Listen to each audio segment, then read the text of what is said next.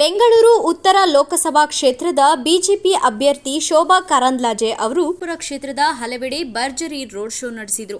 ಕೆಆರ್ಪುರ ಕ್ಷೇತ್ರದ ರಾಮಮೂರ್ತಿ ನಗರದ ಮೇಲ್ಸೇತುವೆಯಲ್ಲಿ ಉನ್ನಿಕೃಷ್ಣ ಅವರ ಪ್ರತಿಮೆಗೆ ಪುಷ್ಪನಮನ ಹಾಗೂ ವಿಜಯಪುರದಲ್ಲಿ ಕೆಂಪೇಗೌಡ ಪುತ್ಥಳಿಗೆ ಪೂಜೆ ಸಲ್ಲಿಸುವ ಮೂಲಕ ಪ್ರಚಾರ ಕಾರ್ಯ ಕೈಗೊಂಡು ಶಾಸಕ ಭೈರತಿ ಬಸವರಾಜ್ ಅಶ್ವಥ್ ನಾರಾಯಣ್ ಅವರು ಶೋಭಾ ಅವರ ಪ್ರಚಾರ ಕೈಗೊಂಡು ಮತ ನೀಡುವಂತೆ ಮನವಿ ಮಾಡಿದರು.